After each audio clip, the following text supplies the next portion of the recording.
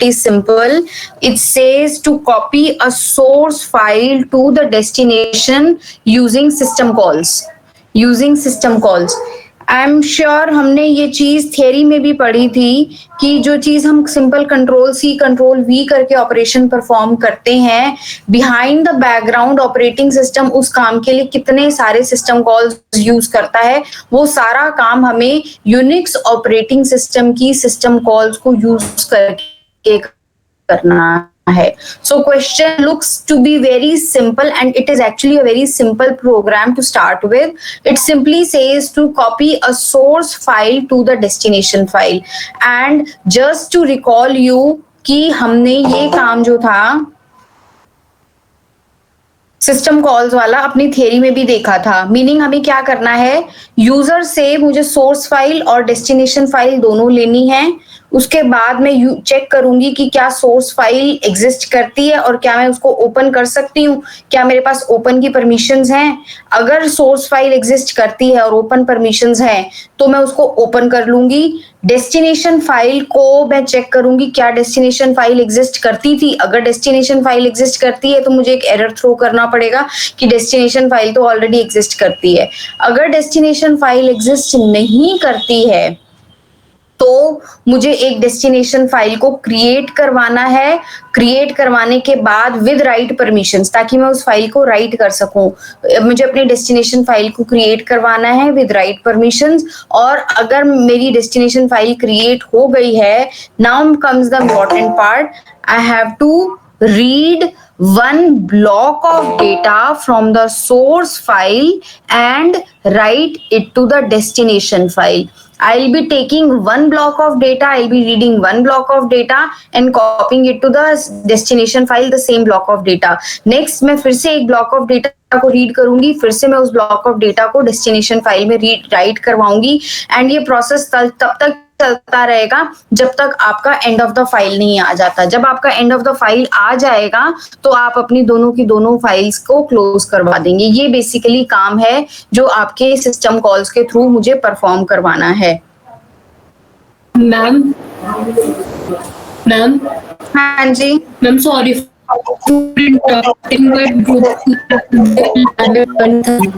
मुझे बिल्कुल भी आवाज नहीं आई बेटा, बीच में आवाज बहुत ब्रेक हो रही थी. सॉरी लैब है 130. हाँ तो मैं 130 पे छोड़ दूंगी बेटा. I leave you by 130 lab है. कितने देर की class? It's hardly 5 minutes. Look at the size of the program. Look at the size of the program. That's it. Okay. So the code is written in language C. मैं आपको C के language का ही programme जो है वो मैं समझा रही हूँ. The first thing is ये मैंने इमेज जो है ये तुम्हारी असाइनमेंट्स में भी अपलोड कर दी है. डन. क्लासरूम में सबसे पहले मुझे एक हेडर फाइल इंक्लूड करनी है fcntl.h. This is the header file where these open close create copy ये सारी ओपन क्लोज क्रिएट वाली सिस्टम कॉल्स जो हैं ये डिफाइंड है. I am repeating myself. मैंने एक हेडर फाइल इंक्लूड की है fcntl.h. इसके अंदर आपकी जो भी अभी आगे मैं समझाऊंगी system calls open close create ये वाली सिस्टम कॉल्स जो हैं ये डिफाइंड है. अब क्या किया है मैंने अपने एक बफर का साइज डिक्लेयर किया है. बफर का साइज मैंने डिक्लेयर किया है 2048 का 2048 बाइट्स का. आप 2048 मत लेना, आप छोटा ही लेना 128 लेना, क्योंकि आपकी तो डमी फाइल्स होंगी जिसके अंदर छोटा छोटा आपने इनपुट लिया होगा. एक हिंट दे रही हूँ, इसको ध्यान रखना. आप अपना gedit करके एक फाइल खोलना और कुछ बहुत बड़ा सा कंटेंट विकी से या कहीं से भी बहुत सारा कंटेंट उस फाइल के अंदर कॉपी पेस्ट कर देना. Now this big file, this big huge file should work like a source file for you. The objective is आप एट अ टाइम पे ब्लॉक बाय ब्लॉक को डेटा को रीड करोगे. आप मिनिमम ब्लॉक का size दे रहे हो लेट्स से 128 बाइट्स का. आप अपनी छोटी सी डमी फाइल बना लोगे, this is a ball, this is a bag, वो तो 128 के अंदर ही आ जाएगा. I want it to be a bigger file so that आपको पता चले कि ये जो आपका वाइल लूप चल रहा है ये 2-3 साइकिल्स वाइल लूप चलेगा और आपका ब्लॉक बाय ब्लॉक डेटा जो है वो ट्रांसफर हो रहा है. क्लियर हुआ? सो वन थिंग इज आप यस हम जो फोल्डर है मतलब हेडर फोल्डर, मतलब हम ये C++ में भी सेम ही होगा fcntl.h? हेडर फाइल आपकी सेम रहनी चाहिए, बट पता नहीं क्यों मुझे ऐसा याद आ रहा है, शायद प्रीवियस ईयर्स के बच्चों ने शायद कुछ कंप्लेन किया था, कुछ बच्चों ने, कि उनका ये प्रोग्राम जो है वो C++ के लिए नहीं चल रहा। तो एक बार तुम अगर गूगल करना चाहो तो ये चीज भी गूगल करके मुझे बताना कि ये हेडर फाइल इक्विवेलेंटली C++ में क्या अवेलेबल है, ये चेक करके आप लोग मुझे बताएंगे। Okay ma'am. ठीक है। नेक्स्ट इज आपने ये इंट वर्जन 1 से मेरा कुछ काम नहीं है, इसको आप ओमिट कर देंगे। Next is ARGC and ARGV, ये क्या होते हैं? These are the two arguments of the main. ARGC stands for the number of, this is the count of the parameters जो कि आप पास करते हो रन टाइम पे, रन टाइम पैरामीटर्स के काउंट के लिए। And ARGV is the argument vector, जितने भी आप पैरामीटर्स रन टाइम पे पास कर रहे होते हो वो इस वेक्टर में आ जाते हैं। I hope I am clear. ये चीज तुम पहले भी देख चुके होगे, ये चीज नई नहीं है आपके लिए, पता है ना? ARGC ARGV। Yes ma'am. Next is मैंने सिंपल इंट ARGC कर दिया, ARGV के कैरेक्टर एरे है। तो सबसे पहले जब आप इस प्रोग्राम को रन करोगे, सोच के मुझे बताओ कैसे रन करोगे। It is going to be the first argument is going to be ./a.out. Second argument is going to be your name of the input file, and the third argument is going to be the destination file. तो run time पे, इसको run करते time पे आपके command line पे तीन चीजें जाएंगी। The first is going to be this copy file, copy file को जहां इस कॉपी फाइल का ऑब्जेक्ट फाइल जिसको आप रन कर रहे हो। Second is going to be the source file, the second third is going to be the destination file. तो सबसे पहले आप चेक कर रहे हो कि क्या ARGC जो है वो 3 के इक्वल अगर नहीं है तो आप एरर प्रिंट करवा रहे हो कि आपको 2 फाइल का नाम देना है, source file and destination file, program को रन करने के लिए। अगर ये कंडीशन वैलिड थी तो आप अपना ओपन सिस्टम कॉल को यूज कर रहे हो। ओपन सिस्टम कॉल क्या करता है? ARGV1 ले रहा है, that means it is taking ARGV0 is the name of the program जिसको आप रन कर रहे होगे, ये कॉपी या प्रोग्राम को रन कर रहे होगे। ARGV0 हो गया, ARGV1 is the source file, ARGV2 is the destination file. तो आपने ओपन सिस्टम कॉल ली है, ओपन सिस्टम कॉल को आपने रीड ओनली मोड में, जो सेकेंड आर्ग्यूमेंट है, रीड ओनली मोड में ओपन किया है। And every time you are opening a file, operating system gives you a file descriptor. It is just like a roll number. जैसे तुम्हारे लिए roll number होता है, वैसे ही हर प्रोसेस के लिए एक प्रोसेस आईडी होता है और हर फाइल के लिए एक फाइल डिस्क्रिप्टर रिटर्न होता है। अब आपको बार बार उस फाइल का नाम, उस फाइल का बाकी और डिटेल्स देने की जरूरत नहीं है। जो कुछ भी हैंडलिंग होगी अब इस फाइल डिस्क्रिप्टर के बेसिस पे होगी, और उस फाइल डिस्क्रिप्टर का मैंने नाम दे दिया FD old. I'm repeating myself, you are using a system file, you are using a system call open which is taking the name of the file जिसको आपने ओपन करना है, साथ में मैंने उसका मोड स्पेसिफाई किया, and it is returning a file descriptor which is an integer value and it acts like as an identifier for the file जिसको आपने ओपन करना है। इन केस अगर ये -1 रिटर्न करता है, that means because of some reasons file आपकी open नहीं की जा सकती और exit 1 हो गया। ठीक है, आप एक छोटा सा क्वेश्चन नोट डाउन करोगे, exit 0 क्या होता है और exit 1 क्या होता है। वैसे इसी प्रोग्राम से ही आपको समझ में आ जाएगा what is exit 1 and what is exit 0। Next, जब आपने, अगर आपकी फाइल ओपन हो गई है तो आपने एक फाइल क्रिएट करनी है। चेक करेंगे, क्रिएट में T है, TE नहीं है। T है, CREAT है, TE नहीं है, ये चेक करेंगे, आप ध्यान रखेंगे। मोस्टली बच्चे यहाँ पे भी गलती कर देते हैं। आपने ARGV2 वाले आर्ग्यूमेंट को आपने एज एन आर्ग्यूमेंट लिया, दैट मींस इस फाइल को मुझे ओपन करना है विद द परमिशंस ऑफ 0666। एक ग्रुप को मैं 0666 वाली परमिशन बता चुकी हूँ, दूसरे ग्रुप के लिए अभी सिर्फ इतना याद रखो कि मैं रीड राइट मोड में इस फाइल को ओपन कर रही हूँ।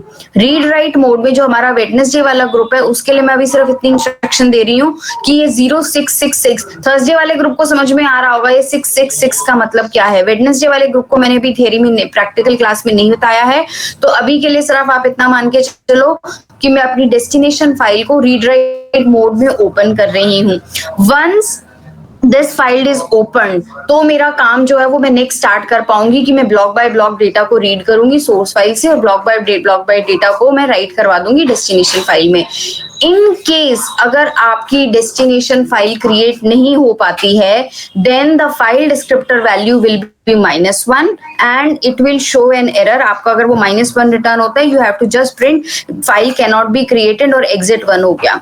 अगर आपकी सोर्स फाइल ओपन हो गई थी, डेस्टिनेशन फाइल क्रिएट हो गई थी, then there is a built in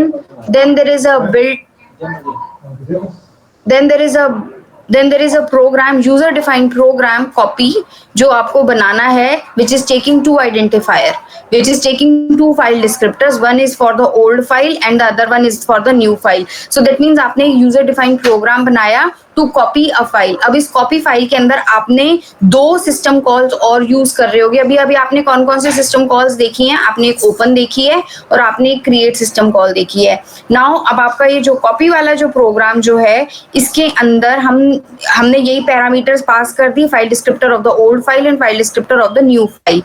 अब मैंने यहाँ पे काउंट इनिशियलाइज करवाया है and I am reading the old file. ध्यान से देखना इस सिंटैक्स को, मैं ओल्ड फाइल को रीड कर रही हूँ।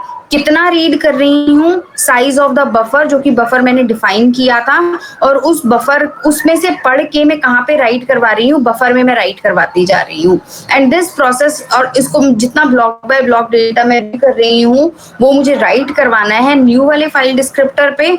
बफर डेटा कहाँ पे पड़ा हुआ है? बफर रखा हुआ है। और कितनी बार ये लूप चलेगा आपका? ये कितनी बार ब्लॉक बाय, देखो बफर आपका बड़ा सा है, आप डेटा रीड कर रहे हो और बफर में डालते जा रहे हो, डेटा जो है वो अब बफर में, और ये काउंट कितनी बार चलेगा? जितनी बार आपका जो डेटा है, जो अभी आप बफर का साइज दोगे, फॉर एग्जांपल आपने 128 का साइज दिया, तो 128 एक बार में रीड होगा, 128 एक और बार में रीड होगा, 128 एक और बार में रीड होगा।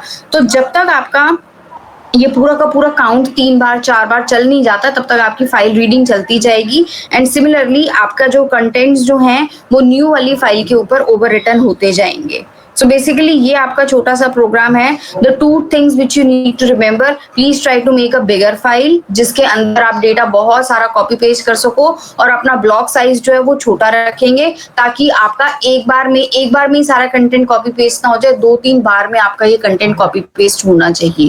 क्लियर हो गया? So this is the small program, और ये आपको आज की क्लास में करना है। थर्सडे वाले स्टूडेंट्स या दोनों ग्रुप्स ऑफ स्टूडेंट्स के लिए क्या मैंडेटरी है? आप अपनी इस प्रोग्राम को चलाएंगे, प्रोग्राम को कंपाइल करके दिखाएंगे, प्रोग्राम को रन करके दिखाएंगे। And a very special and important thing, आपकी जितनी भी 4 सिस्टम कॉल्स मैंने बताई हैं, इन 4 सिस्टम कॉल्स के बारे में आप अपनी कॉपी में नोट डाउन करेंगे। This question if it comes for the exam, question का कोड ऐसा है जो शायद 5 या 10 मिनट में तुम लिख लोगे, but the only thing is you must be aware behind the scene internally system calls के क्या आर्ग्यूमेंट्स होते हैं। For example O read only लिखा हुआ है तो यहाँ क्या क्या ऑप्शंस हो सकती हैं, 0666 लिखा हुआ है तो और क्या ऑप्शंस हो सकती हैं।